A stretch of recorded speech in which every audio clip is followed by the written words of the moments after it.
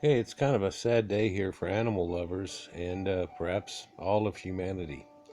Um, Many people know and remember Koko, the famous gorilla that had learned sign language, and she is now passed away today. She lived 46 years, which is quite extremely long for a lowland gorilla.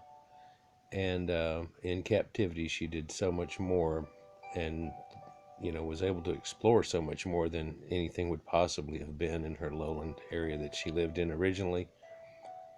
Many of us remember her exploits that she had, where she would meet certain people and would be able to visit with them. And she had a vocabulary of over 1,000 words. Now, it took a sign language person to be there with you, or that knew the gorilla sign to be there with you. But you could have quite a conversation with her. In fact, some of the more famous ones were Mr. Rogers from Mr. Rogers' Neighborhood.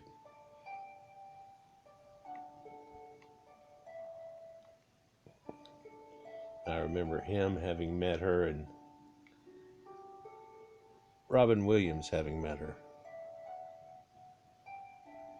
It was a special moment where she wanted to be tickled too. She saw him laughing and she knew that he was funny. He was the funny. She made the symbol of funny, and then she said she tickled him and made him laugh. And then she wanted him to tickle her and make her laugh.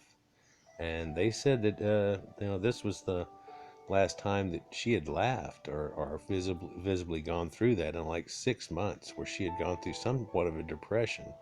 In the year 2000, she had lost her husband, gorilla, if you will, that also used to sign, and was somewhat in a depression. They tried to get her out of it, and one way that really got her out of it was to have met Robin Williams. And of course, you can imagine somebody being depressed, meeting Robin Williams. You couldn't, be like in Good Morning Vietnam, whenever he could make children in wartime just giggle and stuff, where it makes you question why he couldn't bring himself out of it. Perhaps he, being the jester, always knew what the joke was. But other people got to meet this gorilla too, this incredible Koko, like Flea from the Red Hot Chili Peppers. She got to meet him. He played the bass for her. She she liked to play the bass too, and did some things with that. Let's take a look at that.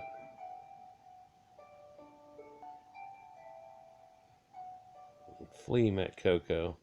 She was just all enamored with him. Of course, all you had to be was just a gentle soul to her, and she'd be a gentle soul back. And he talked about how amazed he was whenever he was a kid, and how that she had the little kittens, if y'all remember, that she cared for so much, that really made everyone, wonder and question about humanity itself. And I think that's where we get a lot of our intrigue about this from, is to see something like that real active right in front of you, where they want a kitten.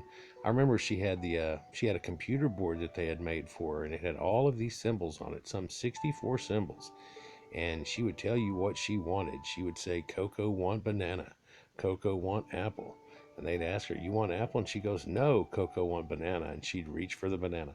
And so very intelligent. It said that she has somewhere between a fourth and a fifth grade intelligence on some people's scales. Other people gave a little bit wide variance on that, but and an IQ that would somewhere equate to around in a 70 range, which is higher than some people, and an incredible intellect shown that she can do, and a memory that she had, where much later you could bring up something to her and she remembered it, and she would start giving you recounts of it, or like a hymn, he's wearing purple and so on, where she would turn around and say, "Oh yeah, the guy da da da, the bass, and act like a guitar and tell you purple," and things. So she had a memory of it. Look at her set this guitar up like it's supposed to be. And then she turns around and just wants to check him out. She's like, hey, big guy, look at them muscles. Hey, and so he's going to sit back and just check her out. But It was an incredible thing to be able to have witnessed. And she met a lot of people through her life. Now, Koko was born and named Hanabiko Koko. And Hanabiko actually means fireworks. And she was born on the 4th of July. So she was a firework. And she's a western lowland gorilla who's known for having a large number of hand signs. Like I said, it was over 1,000. And there was a gorilla sign language that they had. Pretty incredible, though, and an incredible thing to have been able to experience. She stayed at the San Francisco Zoo. She was born there and lived most of her life in Woodside, California, where it was from. Hanabiko means fireworks child. And so she always had different kittens as pets. She was a little bit larger and heavier than a normal gorilla, weighing in at 280 pounds, where the average for a female would be 150 to 200 pounds. But also, she was able to prosper and do a whole lot more and wasn't bound down by there have a hierarchy there where that's how the males get so big is there's one alpha and his oppression on the other ones to keep them down. She never really had anybody giving her oppression. And to show her how smart that she was, they did the mirror test on her and asked her who that was, and she said, "That's Koko." And so she knows who she was, and she was able to cognate that. And on top of that, whenever they showed her rings, people would have a ring on their finger. Of course, she wanted to take them, and so later they said to take your rings off and your earrings before you go in there. But she saw the word ring, and they had shown her bracelets and let her play with bracelets before. And so she signed the word finger and bracelet, finger bracelet. It's a finger bracelet. And they were like, oh, it's a ring. So she was putting words together herself and had an incredible cognitive power that we really didn't give credit to. And at first, they're giving you that idea that it was just a clever hands effect where a horse could be trained to stomp a certain number, and you'd say, what's 3 plus 3? And then whenever it got to 5, you would make a flinching move so it would only do 6. And everybody thought that the horse was smart, but it's a learned thing that you could do with horses. In fact, you could say that it's always going to be 2, 4, 6, and then you can make a horse do this. And you weren't going to react to him until he hit the right number, eventually. So starting at a low number, you could always do the reaction like, hey, he did it right. And but that's not at all what this was. And she even, in fact, named her animals.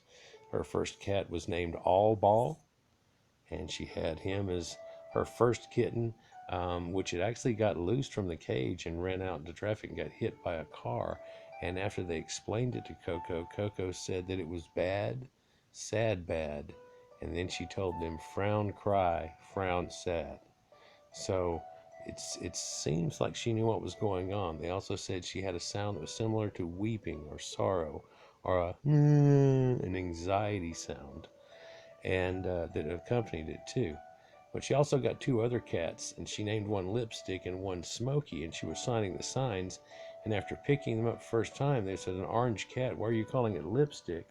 And she showed them that the face of it, and of course it had a pink nose and mouth, for being an orange cat versus the dark cats and all the other dark cats she had all seen, and of course herself. And so she said that one's wearing lipstick, just like the lady that was there who was wearing lipstick.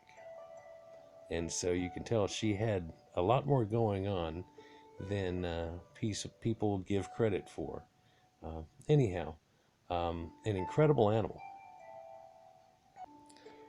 People indeed said that whenever they would meet her or talk to her, that they at first would say, yeah, that's a gorilla. And then whenever she would start responding to them and signing and making human gestures, they were like, that's got to be a person in a suit, because she has such good awareness that it just seems strange. Well, you can take any wild creature and take the wild out of them, and this is just one generation, really 2, out of being a wild gorilla. Makes you wonder what could be done over time if you had one that had ran for generation after generation after generation. Anyhow, Sad to see Koko go, but an incredible animal with an incredible lineage, and something we should all remember. And hopefully it'll be in school books and things for a long time to come. Like, share, and subscribe, guys. Have a good one. Peace.